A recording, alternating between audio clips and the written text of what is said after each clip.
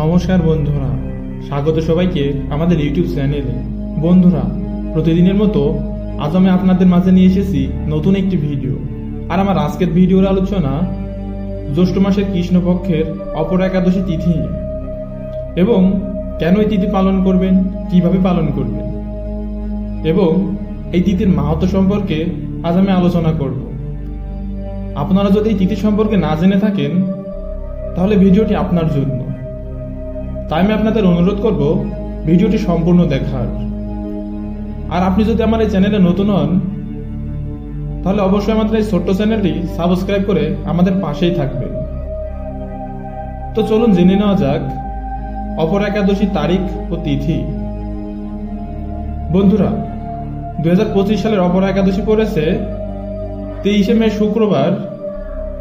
এই পবিত্র দিনটি জ্যৈষ্ঠ মাসের কৃষ্ণপক্ষের একাদশী তিথি। তিথি শুরু হবে 22শে মে দুপুর 2:42 এবং শেষ হবে 23শে মে সকাল 11:59। অপর একাদশীর মাহাত্ম্য। অপর একাদশী শুধু উপবাসী নয়, এটি পাপ মোচনের এক বিশেষ সুযোগ। ব্রহ্মহত্যা, চুরি, মিথ্যাচারী এমন গুরুতর পাপও এই ব্রতে ক্ষমা হয়। শাস্ত্র মতে এই দিন উপবাস করলে বছরের অন্যান্য তীর্থ ও যজ্ঞের সমান ফল পাওয়া যায়। অপর একাদশীর উপকারিতা। এই ব্রত পালন করলে জীবনের বাধা কেটে যায়, বিপদ দূর হয়, ভাগ্য শুভ হয়। বিশেষ করে যাদের জীবনে কর্মে বিঘ্ন, মানসিক কষ্ট, দুর্ভাগ্য রয়েছে, তারা অপর একাদশী ব্রত রাখলে আশ্চর্যজনক সুফল পেতে পারেন। এটি আত্ম ও মন দুয়েরই পরিশুদ্ধ ঘটায়। এবার আমরা জানব একাদশী পালনের নিয়ম।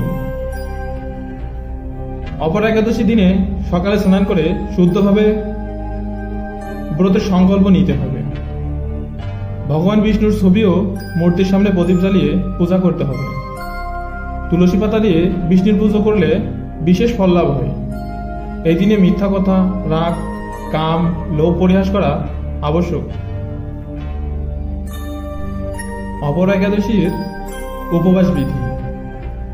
এই দিনে উপবাস করলে ফলাহার বা নির্জলভাবে করা হয়।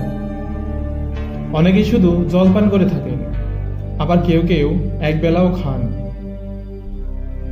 যারা উপবাসে অক্ষম তারা সহজে আহার করে এই ব্রতের মান রক্ষা করতে পারেন। কেউ কেউ আবার নাম কীর্তন, সংকীর্তন করতে পারেন এবং বিষ্ণুর সহস্র নাম পাঠ করতে পারেন। ব্রত ভঙ্গের নিয়ম। হ্যাঁ বন্ধুরা, 24শে মে শনিবার সূর্যোদয়ের পর ব্রত ভঙ্গ পালন করার নিয়ম। পুজো শেষে গরিব ও ব্রাহ্মণদের অন্ন বস্ত্র দান করলে ব্রতের পূর্ণফল প্রাপ্ত হয়।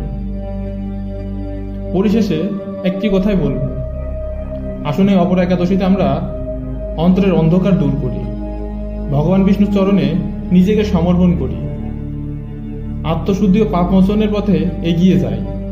এই একাদশী হোক আমাদের জীবনের আলোকবর্তিকা। বন্ধুরা, আজকে আমরা জানলাম অপর একাদশীর নিয়ম পালন, ব্রত এবং ব্রতভঙ্গ সমস্ত কিছুই। দেখা হবে পরবর্তী ভিডিওতে।